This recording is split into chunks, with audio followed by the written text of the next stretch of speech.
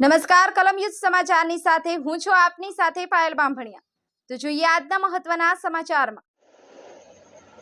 છોટાઉદેપુર જિલ્લામાં સ્વચ્છ ભારતના નિર્માણનો સંદેશ પ્રજાને સંભળાતો નથી।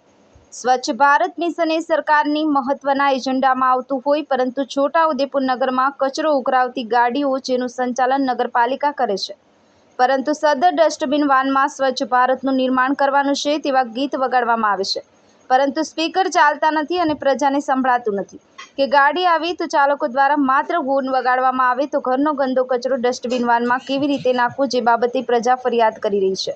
અત્રે ઉલ્લેખનીય છે કે છોટાઉદેપુર નગરમાં 35,000 જેટલી વસ્તી વસવાટ કરે છે, જેમાં કુલ 7 વોર્ડ આવેલા છે, જે 7 વોર્ડમાં ડસ્ટબિન વાન ફાળવવામાં આવેલી છે, જે સફાઈ કર્મચારીઓ દ્વારા રોડની સફાઈ થયા બાદ ડોર ટુ ડોર કચરો કલેક્શન કરવા નીકળે છે, જેમાં વાગતી ટેપ પ્રજાને સૂચિત કરે છે કે ગાડીવાલાએ કરશે કચરા નિકાલ।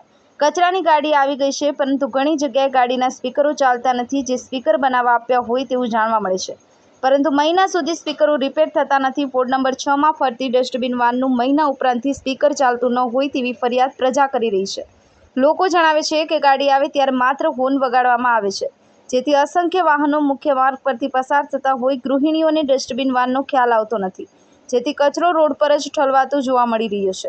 આ બાબતે તંત્ર દ્વારા વાનના સ્પીકરો રિપેર કરવામાં આવે તેવી સ્થાનિક રહીશોની માંગ ઉઠી છે।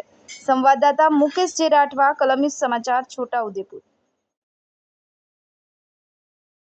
અમીન હા અમીન અમીનભાઈ, હવે આજે ઉપર માઇક લાગેલું છે, પણ ક્યારથી બંધ છે? બનાવવા નાખેલી છે, મહિનો થયો ટેપ બનાવવા નાખ્યું છે। આ મહિનો તો હું એક અઠવાડિયા પહેલાં પણ સાંભળ્યું હતું આવું, એટલે ટેપ બનાવવા પ્રમ નાખ્યું દિવસ જ મેં જઈને આવ્યો ત્યાં હજુ બનેલી નહીં એવું કીધું। એવું છે? એટલે એ જે ટેપ બનાવવા નાખી છે એ ટેપ કોના ખર્ચે બની છે? એ તો આપણને નહીં ખબર છે। એટલે ટેપ તમે ખોલીને આપી હતી બનાવવા? એવું છે? એની માટે તમારે હોર્ન મારવાની ફરજ પડે છે? શું નામ તમારું? અમીન અમીનભાઈ કેવા? રાઠવા। અમીનભાઈ